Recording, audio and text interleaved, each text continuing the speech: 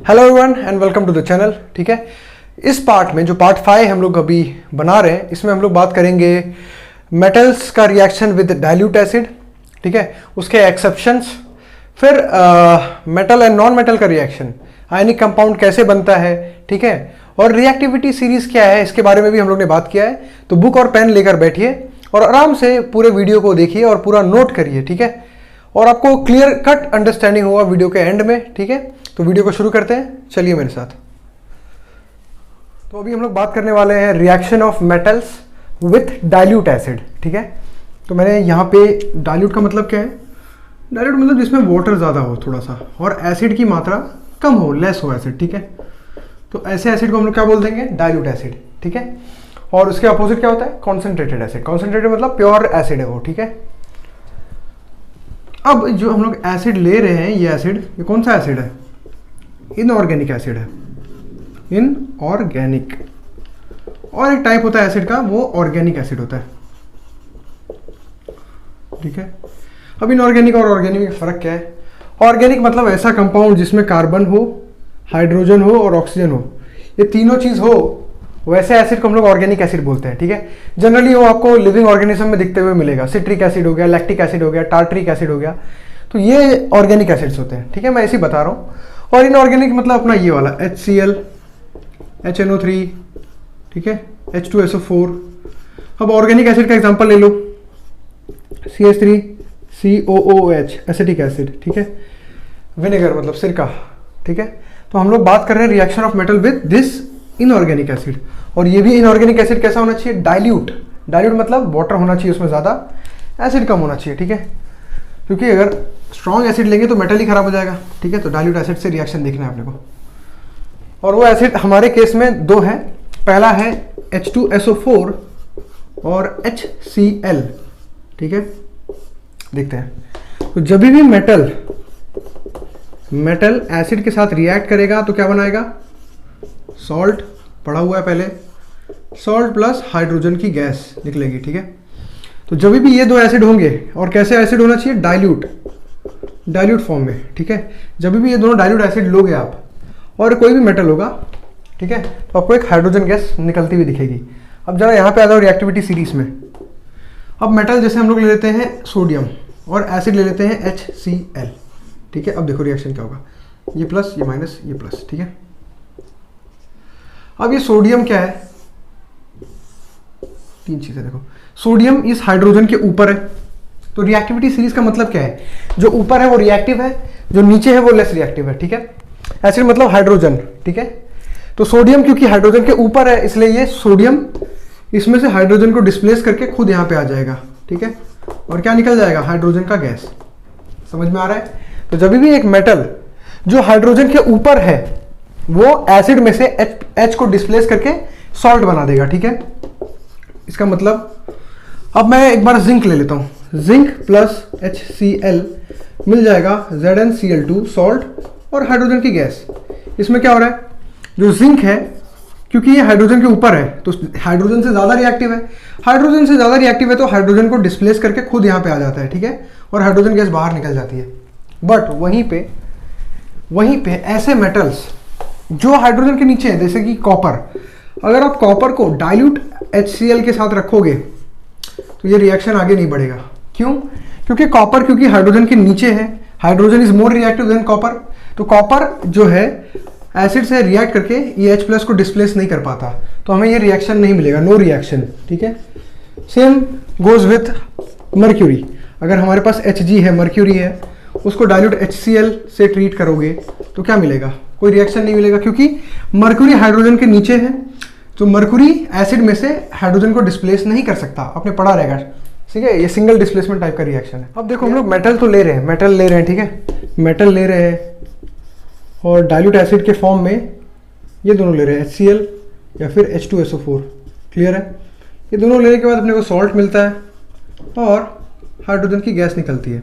अगर ये metal above hydrogen है, above hydrogen in reactivity series, ये जो रिएक्टिविटी सीरीज है, ये मेटल हाइड्रोजन के ऊपर आता है, तो ये डाइल्यूट एसिड से HCl H2SO4 के साथ रिएक्ट करके सॉल्ट और हाइड्रोजन गैस दे देगा। ठीक है, बट वहीं पे अगर मैं मेटल अबव हाइड्रोजन ठीक है, विथ डाइल्यूट HNO3 रखता हूँ तो रिएक्शन होगा, सॉल्ट मिलेगा, ठीक है, एक ऑक्साइड मिलेगा किसका, नाइट्रोजन का, वो NO2 हो सकता है, NO हो सकता है या फिर N2O हो सकता है, और साथ में क्या मिलना चाहिए था, हाइड्रोजन की गैस, बट अब उसके जगह पे क्या मिल जाएगा, वाटर। ठीक है, तो जब भी मेटल्स को आप रिएक्ट कराओगे डाइल्यूट HNO3 के साथ, वहां पर हाइड्रोजन गैस नहीं निकलेगी, वहां पर हाइड्रोजन गैस की जगह पे क्या मिल जाएगा, वाटर, क्योंकि ये एक स्ट्रॉन्ग ऑक्सीडाइजिंग एजेंट है। क्या है, strong oxidising agent. Strong oxidising agent का मतलब क्या है, ये एक ऐसा एजेंट है जो सामने वाली चीज को ऑक्सीडाइज करता है। ऑक्सीडाइज करना मतलब ऑक्सीजन चिपका देता है। तो पहले हाइड्रोजन गैस निकल रही थी, इस केस में भी हाइड्रोजन के गैस को निकलना था, बट ये ऑक्सीडाइजिंग एजेंट है तो क्या करेगा, उस पर ऑक्सीजन को चिपका देगा, तो ऑक्सीडाइज कर देगा किसको, हाइड्रोजन गैस को। तो वैसे हमको वाटर मिल जाता है, तो हाइड्रोजन गैस नहीं मिलती और खुद ऑक्साइड में कन्वर्ट हो जाता है। ठीक है, NO2 NO या फिर N2O में, समझ में आ रहा है।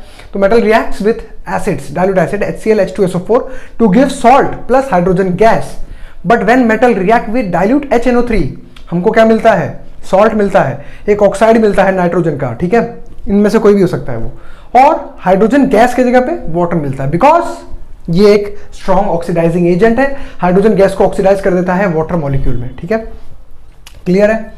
और अभी अगर आपसे किसी इतना समझ में आ गया, बट ऐसे दो मेटल है Mn और मैग्नीशियम और मैंगनीज। ठीक है, Mn मैंगनीज है, Mg मैग्नीशियम है। ये ऐसे दो मेटल है जो डाइल्यूट मतलब वेरी डाइल्यूट HNO3 के साथ रिएक्ट करेंगे और हाइड्रोजन देते थे। ठीक है, रिएक्ट विथ, ये इंपॉर्टेंट पॉइंट है, react with HNO3 to give hydrogen gas. Mark कर लो, बाकी कोई और मेटल रिएक्ट करके हाइड्रोजन गैस नहीं देते HNO3 के साथ, क्योंकि वो ऑक्सीडाइज हो जाते हैं मतलब वाटर में। बट मैंगनीज और मैग्नीशियम रिएक्ट करते हैं किसके साथ, डाइल्यूट HNO3 के साथ, to give hydrogen gas. Highly important, well मतलब बोल सकते हैं इसको एग्जाम में पूछे जाने वाला सवालों में से एक है जो हम लोग ने अभी देखा। ठीक है, अब अगर आपसे किसी ने पूछा तो क्या ये रिएक्ट नहीं करते एसिड से, तो आपको बोलना है नहीं करते।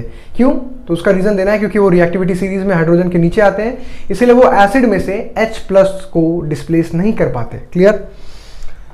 अब अगर आपसे किसी ने पूछा पोटेशियम, सोडियम और मैग्नीशियम और एल्यूमिनियम में से अगर मुझे रिएक्शन करवाना है एसिड के साथ, ठीक है, ये 1 2 3 4, इनमें से सबसे तेज रिएक्ट कौन करेगा, तो आपको सिंपली बोलना है जो जितना ऊपर होगा उतना जल्दी रिएक्ट करेगा वो। तो इनका सीरीज अगर मैं लिखूं तो K Na Mg और Al, तो सबसे पहले रिएक्ट कर जाएगा पोटेशियम, फिर सोडियम, फिर मैग्नीशियम, फिर एल्यूमिनियम। क्यों, क्योंकि रिएक्टिविटी सीरीज में सबसे रिएक्टिव कौन है, पोटेशियम, फिर सोडियम, मैग्नीशियम, एल्यूमिनियम।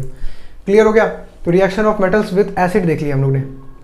अभी देखते हैं reaction of metals with salt. ठीक है, इजी था ये, बहुत ही इजी। तो एक छोटा सा टॉपिक है एक्वा रेजिया का, देख लेते हैं, इजी है। एक्वा रेजिया का दूसरा नाम है रॉयल वाटर। ठीक है, तो एक ऐसा सोल्यूशन है जो HCl और HNO3 को लेने से, वो भी कॉन्सेंट्रेटेड मतलब प्योर होना चाहिए, वाटर नहीं होना चाहिए उसमें, कॉन्सेंट्रेटेड HCl कॉन्सेंट्रेटेड HNO3 को लेने में लेकर बनाया जाता है। 3 पार्ट किसका होगा HCl का, 1 पार्ट किसका होगा HNO3 का। अगर मैं 100 ml एक्वा रेजिया बनाना है मुझे, तो उसमें 75 ml किसका होगा, कॉन्सेंट्रेटेड HCl का, और 25 ml होगा किसका, कॉन्सेंट्रेटेड HNO3 का। ये दोनों इतने स्ट्रॉन्ग है, जब साथ में आते हैं तो ये गोल्ड और प्लेटिनम जैसे चीज को भी मेल्ट कर सकते हैं। हाँ, बट सिर्फ HCl लोगे कॉन्सेंट्रेटेड और गोल्ड पे डालोगे तो गोल्ड को कुछ नहीं होगा, मेल्ट नहीं होगा वो। ठीक है, या फिर सिर्फ HNO3 लेके प्लेटिनम पे डालोगे तो कुछ नहीं होगा। बट ये दोनों को रेशियो में लोगे 3:1 के, तो ये बहुत खतरनाक कॉम्बिनेशन बनता है। ये गोल्ड और प्लेटिनम जैसे मेटल्स को भी मेल्ट कर सकता है। ठीक है, तो इसलिए ये हाईली कोरोसिव है। कोरोसिव मतलब वही खराब कर देगा मेटल्स को। और फ्यूमिंग लिक्विड है। फ्यूमिंग मतलब धुआं निकलता है उसमें से। ठीक है, फ्यूम्स निकलते रहते हैं। ठीक है, बस इतना सही है। तो अभी हम लोग को पढ़ना है रिएक्शन ऑफ मेटल। एक मेटल को दूसरे मेटल के सॉल्ट के साथ रिएक्ट करना है। ठीक है, तो अगर मैं यहाँ पे एक मेटल जैसे तुमको समझा रहा हूँ, मेटल A ले रहा हूँ, ठीक है, मेटल A, और मेटल B का सॉल्ट ले रहा हूँ, सॉल्ट सोल्यूशन। ठीक है, तो अगर मेटल A मेटल B से ज़्यादा रिएक्टिव है तो मेटल A B को डिस्प्लेस कर देगा उसके सॉल्ट में से और मेटल A का सॉल्ट बन जाएगा। ठीक है, और मेटल A का सॉल्ट और मेटल B साइड हो जाएगा। इसका क्या मतलब है, समझाता हूँ इजी वे में। अभी तुमने ले लिया पोटेशियम, एक मेटल है, उसको रिएक्ट कर देते हैं सोडियम के सॉल्ट के साथ। Clear, easy. तो अब सोडियम देखो कहाँ पे, नीचे, पोटेशियम कहाँ पे, ऊपर। तो पोटेशियम सोडियम से ज़्यादा रिएक्टिव है, ठीक है, ज़्यादा पावरफुल है। तो पोटेशियम क्या करेगा, इस सॉल्ट सोल्यूशन में से, सॉल्ट सोल्यूशन है जो सोडियम का, उसमें से सोडियम को भगा के, धक्का मार के खुद सॉल्ट सोल्यूशन बना लेगा और सोडियम को साइड में कर देगा। इजी, इजी है क्या? बस यही रिएक्शन है मेटल का विथ मेटल के सॉल्ट सोल्यूशन से। अगर ये मेटल ज़्यादा रिएक्टिव है तो इसको इस मेटल में से, इस सॉल्ट में से इस मेटल को डिस्प्लेस करके खुद सॉल्ट सोल्यूशन बना देगा और मेटल को साइड कर देगा। एग्जाम्पल के लिए, अब बट ये रिएक्शन पॉसिबल है क्या? आप बताओ, ये रिएक्शन पॉसिबल है क्या? ठीक है, ये रिएक्शन पॉसिबल है, ये रिएक्शन पॉसिबल है? सोचो जरा, सोचो जरा। ये रिएक्शन नहीं पॉसिबल है, क्यों? क्योंकि सोडियम कहाँ पे आता है? सेकंड नंबर पे। इसके ऊपर कौन है? पोटेशियम। तो सोडियम जो है पोटेशियम से कमजोर है, वीक है, तो सोडियम इस सोल्यूशन में से पोटेशियम को बाहर नहीं निकाल सकता। ये रिएक्शन नहीं पॉसिबल है, ठीक है। वैसे तुम्हारे बुक में एक छोटा सा रिएक्शन दिया हुआ है, टेस्ट ट्यूब वाला कुछ, देखते हैं, चलो ठीक है। वो एक्चुअली में क्या कर रहा है, एक साइड में एक सोल्यूशन है किसका, कॉपर सल्फेट का सोल्यूशन है, सॉल्ट का, उसमें आयरन नेल डाल दिया है, ठीक है, आयरन नेल, आयरन मतलब Fe, ठीक है। तो अब ये पूछ रहा है कि रिएक्शन होगा कि नहीं। तो आयरन कहाँ आता है? यहाँ पे। कॉपर कहाँ आता है? यहाँ पे। तो कॉपर से ऊपर है आयरन, तो आयरन क्या करेगा, ये कॉपर सल्फेट का सॉल्ट सोल्यूशन है, सॉल्ट सोल्यूशन। ये कैसे कलर का होता है? ब्लू कलर का होता है, ठीक है। जो कॉपर सल्फेट का सॉल्ट सोल्यूशन है ब्लू, क्योंकि आयन जो है कॉपर के ऊपर है, तो आयन क्या करेगा, फोर्सफुली कॉपर को इस सॉल्ट सोल्यूशन में से निकाल के खुद सॉल्ट सोल्यूशन बना लेगा, FeSO4 बना के कॉपर को साइड कर देगा, ठीक है। और इसका कलर ग्रीनिश हो जाएगा, थोड़ा सा लाइट ग्रीनिश। तो ये ब्लू से कौन सा कलर हो गया? Light greenish. तो यहाँ पे जो ब्लू कलर है वो लाइट ग्रीनिश हो जाएगा, क्लियर। और जब तुम आयन को बाहर निकालोगे, ठीक है, आयन को बाहर निकालोगे इस आयन नेल को, तो उसके ऊपर कॉपर चिपका हुआ मिलेगा, ब्राउन कलर का, मतलब रेडिश कलर का। इजी, इजी क्या? इजी है। बट अब मैं इस सिनेरियो को चेंज कर दूं, जज्बात क्या बोलते हो, पलट देता हूं एकदम से। उसको मैं कॉपर को यहाँ पे ला देता हूँ और यहाँ पे मैं आयन सल्फेट का सोल्यूशन ले लेता हूँ, ठीक है। एकदम वक्त बदल दिया, जज्बात। ये हो गया ग्रीनिश थोड़ा सा, ठीक है। क्या अब रिएक्शन होगा? क्या अब रिएक्शन होगा? जरा देखो तो। एक सॉल्ट सोल्यूशन है मेटल का, और उसको हम लोग रिएक्ट कर रहे हैं दूसरे मेटल से। अब ये जो दूसरा मेटल है ये कहाँ पे है? नीचे। आयन से नीचे है कॉपर, तो क्या कॉपर आयन को धक्का मार के भगा सकता है क्या उसके सॉल्ट सोल्यूशन से? नहीं। तो ये रिएक्शन पॉसिबल नहीं है। इसीलिए जब तुम आयन सल्फेट के सोल्यूशन में कॉपर के वायर को डालोगे, तो सोल्यूशन का कलर चेंज नहीं होगा, ठीक है। इस वाले केस में चेंज क्यों हो रहा था? क्योंकि कॉपर सल्फेट ब्लू कलर दे रहा था, उसमें आयन डाल दिया, आयन ज़्यादा रिएक्टिव है, तो आयन क्या कर रहा है, सल्फेट में से कॉपर को भगा दिया और आयन सल्फेट बना दिया, तो ब्लू कलर से ग्रीनिश कलर हो गया। बट वहीं पे कॉपर लेस रिएक्टिव है आयन से, तो कॉपर जो है आयन को डिस्प्लेस नहीं कर पा रहा है, इसलिए जो सोल्यूशन का कलर है वही रहेगा, ठीक है, ग्रीनिश कलर रहेगा। इजी। तो reaction of metal with metal salt solution हो चुका है। अब हम लोग देखेंगे मेटल और नॉन मेटल के बारे में, ठीक है, मतलब इनका रिलेशन क्या है।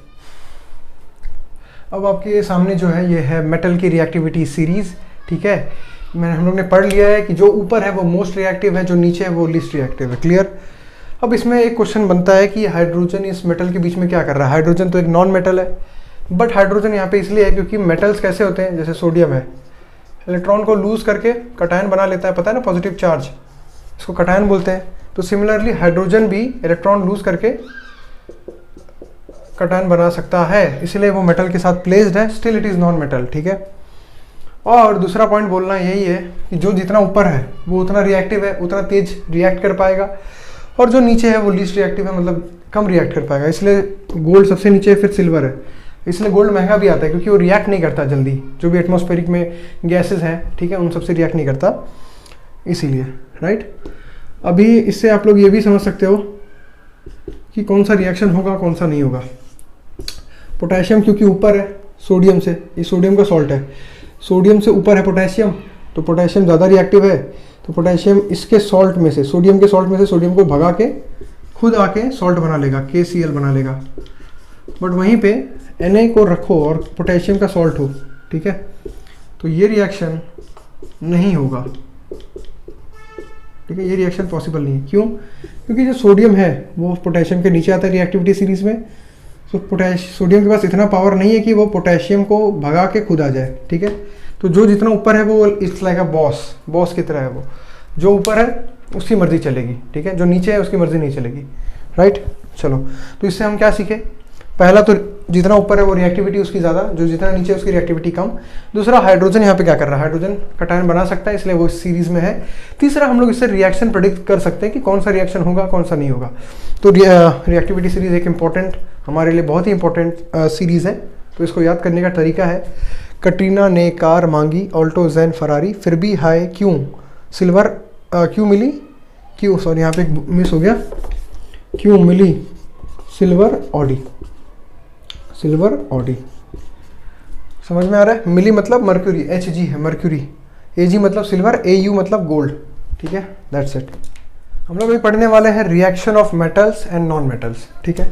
तो रिएक्शन इसका मेटल का और नॉन मेटल का आपस में क्या होता है, ठीक है। अब पहले तो मेटल क्या होता है,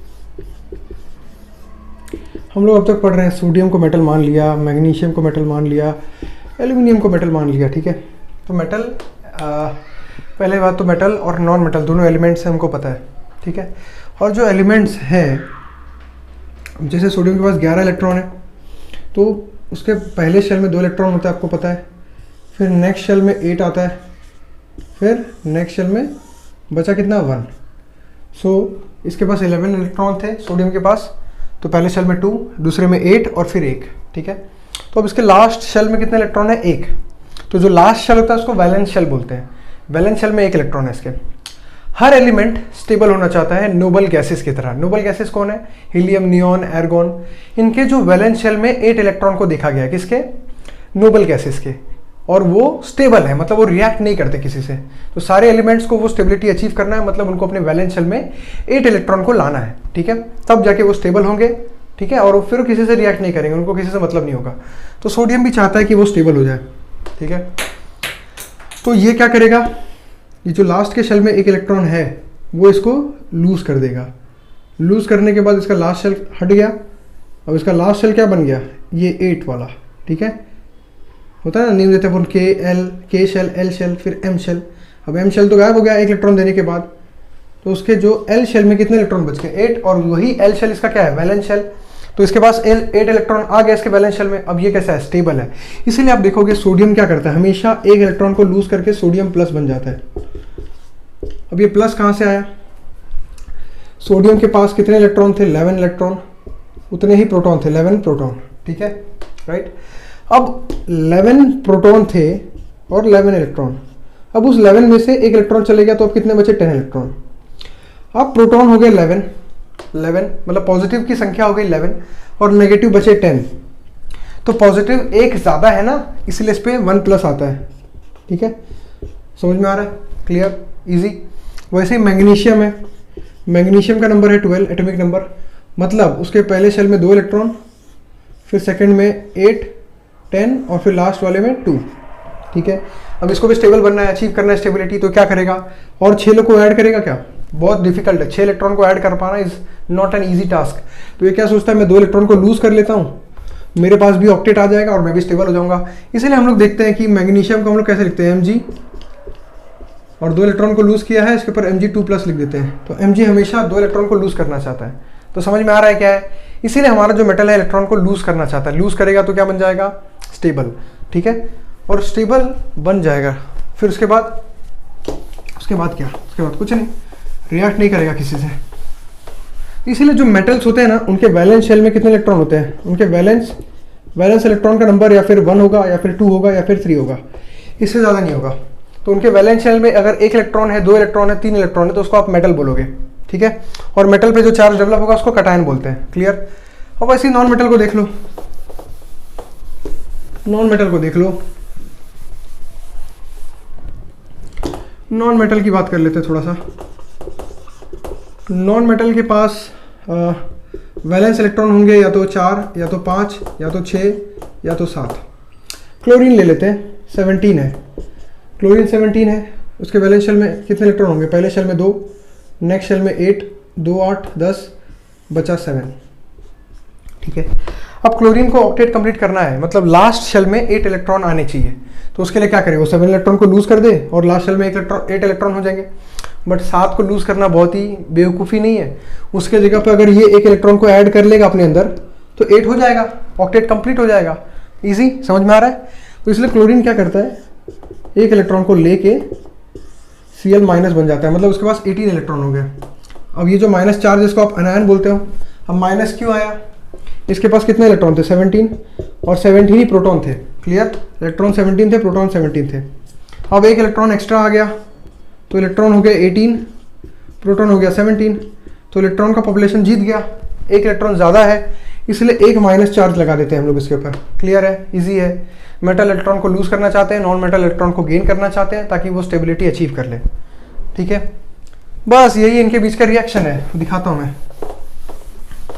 तो मेटल और नॉन मेटल के बीच में रिएक्शन क्या होगा? सोडियम को ले लेता हूँ, ये 1 इलेक्ट्रॉन को देना चाहता है। क्लोरीन को ले लेता हूँ, ये इलेक्ट्रॉन को लेना चाहता है। ठीक है, ये इलेक्ट्रॉन लूज करेगा तो सोडियम प्लस बन जाएगा, ये इलेक्ट्रॉन को लूज गेन करेगा तो क्या बन जाएगा? Chlorine minus. ठीक है, तो फिर ये सोडियम और ये क्लोरीन, ये प्लस है ये माइनस है, दोनों अट्रैक्ट करेंगे एक दूसरे को और साथ में आके क्या बना देंगे लोग? NaCl। ठीक है, ये कॉमन सॉल्ट, टेबल सॉल्ट जो आप लोग नमक खाते हो वो है। ठीक है, तो नॉन मेटल और मेटल का रिएक्शन कुछ ऐसा है कि मेटल इलेक्ट्रॉन को दे देगा और वही नॉन मेटल इलेक्ट्रॉन को ले लेगा। ये पॉजिटिव चार्ज डेवलप कर लेगा, ये नेगेटिव चार्ज डेवलप कर लेगा, तो पॉजिटिव नेगेटिव अट्रैक्ट हो जाएंगे और एक कंपाउंड बना देंगे। कंपाउंड मतलब अलग अलग एटम्स। ठीक है, और ये कंपाउंड का नाम दिया गया है, क्या नाम है इसका? Ionic compound. आयोनिक कंपाउंड, और दूसरा नाम क्या है इसका? Electrovalent compound. क्या नाम है? Electrovalent compound. यही है तुम्हारा मेटल और नॉन मेटल का रिएक्शन। ठीक है, तो इनके बीच में बहुत ही तगड़ा स्ट्रॉन्ग फोर्स ऑफ अट्रैक्शन है। ठीक है, इसके बीच में पॉजिटिव आयन है और नेगेटिव आयन है, तो दोनों के बीच में अट्रैक्शन है बहुत ही तगड़ा वाला। तो अब इतना स्ट्रॉन्ग अट्रैक्शन है कि वो इतने पास आ जाते हैं, जैसे ये सोडियम है, ये क्लोरीन है, इतने पास आ जाते हैं कि ये सॉलिड के फॉर्म में एग्जिस्ट करते हैं।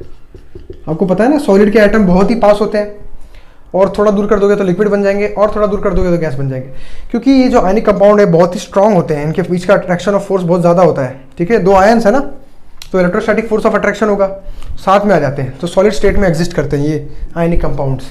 Clear, easy. तो जब भी मेटल रिएक्ट करेगा नॉन मेटल से, क्या बनेगा? आयनिक कंपाउंड या फिर इलेक्ट्रोवैलेंट कंपाउंड। तुम्हारे बुक में कुछ बताया हुआ है तो वो मैं दिखा देता हूँ।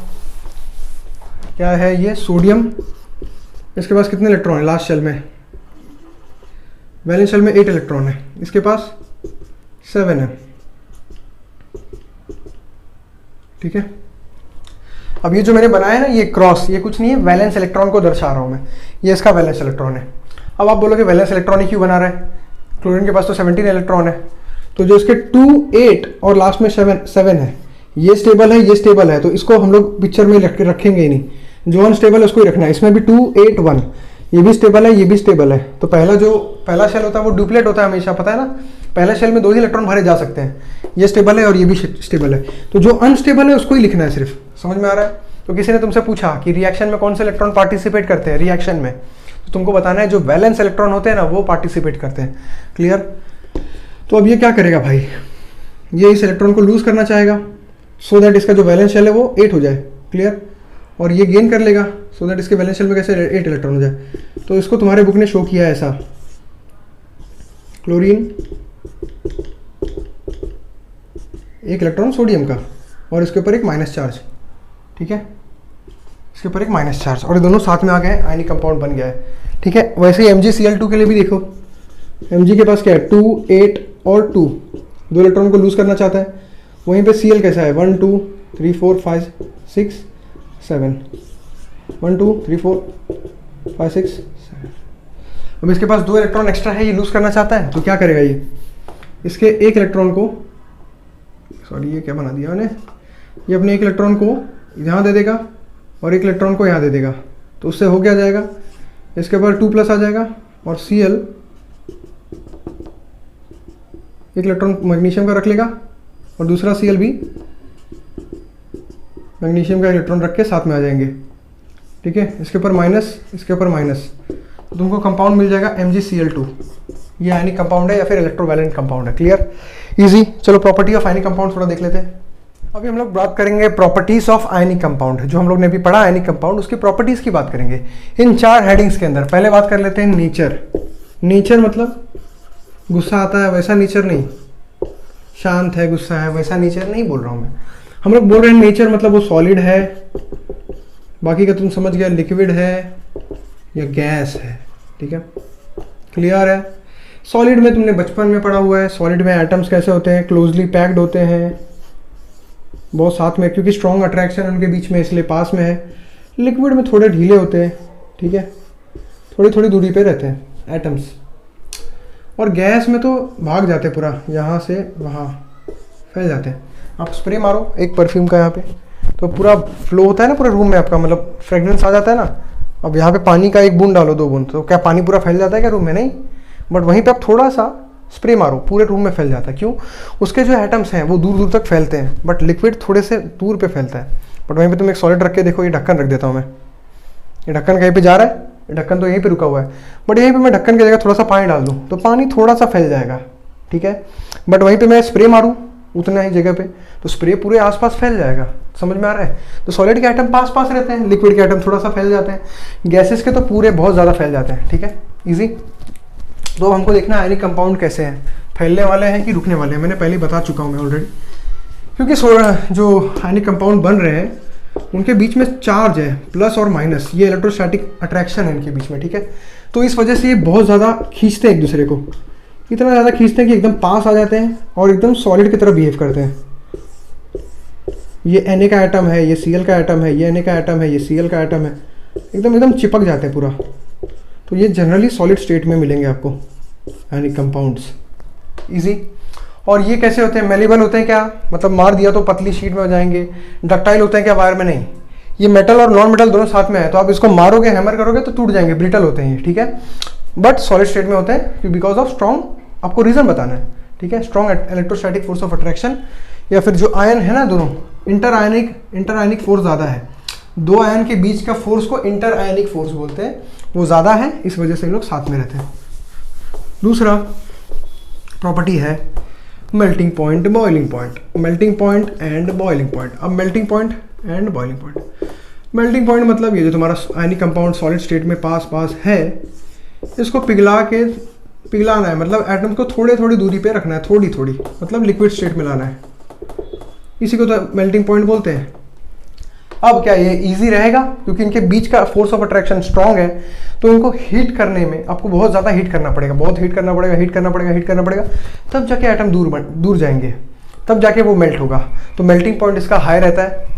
Same goes with boiling point. Boiling point मतलब जो दूर दूर एटम है लिक्विड के, पहले सॉलिड से लिक्विड बनाया, अब लिक्विड से क्या बनाना है? गैस, ठीक है, गैस बनाना है। गैस मतलब एटम एक इधर एक इधर एक इधर एक इधर, तो ये जो एटम थोड़े दूर आ चुके हैं, इनको और दूर करना है। तो क्या इजी रहेगा? फिर भी तो अट्रैक्शन है इनके बीच में, पॉजिटिव नेगेटिव, खींच रहे हैं एक दूसरे को, दूर दूर से खींच रहे हैं, हेलो हाय बोल रहे हैं, ठीक है। तो इनको मेल्ट करना डिफ़िकल्ट है, वैसे ही इनको बॉयल करना भी डिफ़िकल्ट है, बिकॉज ऑफ स्ट्रॉन्ग इंटरआयनिक अट्रैक्शन। उनके बीच का जो फोर्स है आयंस के बीच का, वो बहुत ज़्यादा है, इसलिए ये मेल्टिंग पॉइंट और बॉइलिंग पॉइंट हाई लेके घूमते हैं, ठीक है। अब बात करते हैं सॉल्युबिलिटी की। सॉल्युबिलिटी मतलब क्या होता है? मिल सकता है, मतलब कहाँ पे ये सॉल्युबल होंगे, डिसॉल्व कहाँ पे होंगे। तो ये जो तुम्हारा NaCl है, इस पे कौन सा चार्ज है? प्लस और माइनस। तुमने एक सुना है, लाइक डिसॉल्व्स लाइक, मतलब जो जैसा है वैसे ही माहौल में जाके घुल जाएगा। तो आप अगर इस आयनिक कंपाउंड को केरोसिन में डुबाओगे, केरोसिन, ठीक है, या फिर पेट्रोल या फिर ऑयल, ठीक है, तो वहाँ पे वो सॉल्युबल नहीं है, बिकॉज ये सब कोवेलेंट कंपाउंड्स हैं, इनमें कोई चार्ज नहीं है, ठीक है। ये कहाँ पे डूबेगा? जहाँ पे चार्ज होंगे, ऐसे सॉल्वेंट में डूबेगा जहाँ पे चार्ज होंगे। ये सब में चार्ज नहीं होता, ये कोवेलेंट होते हैं, इलेक्ट्रॉन के शेयरिंग से बनते हैं, वो हम लोग बाद में पढ़ेंगे, ठीक है। तो इनमें इतना सा समझ लो कि ये खुद इनके पास चार्ज है, तो इनको डुबाना है तो उस पानी मतलब पानी नहीं, उस लिक्विड में भी क्या होना चाहिए, चार्ज होना चाहिए थोड़ा सा। तो केरोसिन में कोई चार्ज होता नहीं है क्योंकि ये कोवेलेंट कंपाउंड है, इलेक्ट्रॉन के शेयरिंग से बना हुआ, और ये भी इलेक्ट्रॉन के शेयरिंग से, ये सब ठीक है। तो अब ये कहाँ पे डिजॉल्व होंगे फिर, ये डिजॉल्व होते हैं वाटर में। मैंने पहले ही बोल दिया, वाटर मतलब ऐसा कुछ होता है, इसका केमिकल फॉर्मूला यहाँ पे नेगेटिव होता है, ये पॉजिटिव होता है।